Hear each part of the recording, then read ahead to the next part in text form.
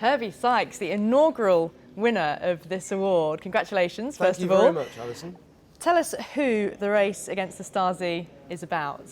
It's about a guy called Dieter Wiedemann, who was an East German cyclist who fell in love with a girl from West Germany just prior to them building the Berlin Wall. Ostensibly the Berlin Wall put pay to their chances of being together, but ultimately he managed to defect whilst riding in West Germany. So it's the story of their love affair and also of the peace race, which was an Eastern Bloc version of the Tour de France, and of the politicisation of sport during the Cold War. So in the course of researching this, what did you feel about what you uncovered, I suppose, behind the Iron Curtain, the way that sport was attempted to be controlled? Yeah, well, sport was always a political blunt instrument. It was ever thus. Sport's unequivocal, and you have winners and you have losers.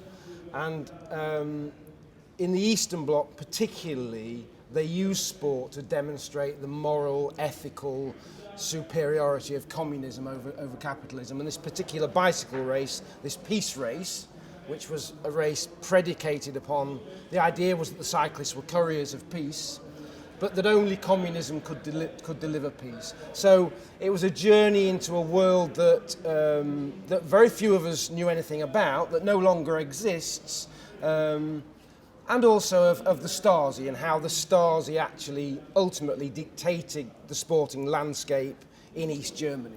Yeah. And often people talk about going back into history to learn lessons for the future. Yeah. You think there are some pertinent lessons to be learnt from this history? The lesson ultimately is that there is this kind of people have this misapprehension that sport and politics don't mix, and sport and politics were always indivisible.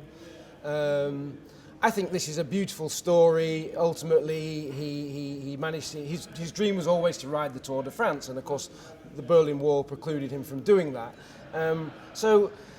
Yeah, there are always lessons to be learned from history, but the way that sport was manipulated and used as a political instrument, that I think is salient, and is always salient, particularly in the current climate with what's happening with Sepp Blatter and so on and so forth. So I guess to some degree it was ever thus. Yeah. And finally, this is the first cycling book of the year at the British Sports Book Awards. What does that say about cycling, the way it sort of exploded into our lives, particularly in the last couple of years? We're fashionable. I mean, it's always been there. Yeah, it's always been there, but inexplicably, I mean, not inexplicably, because I guess Wiggins and Cavendish and the track guys have been the authors of this thing, if you like. But it's nice, you know, it's nice that people care about it now, and that we can find an audience for this stuff. So I'm delighted. I'm delighted for the sport as well.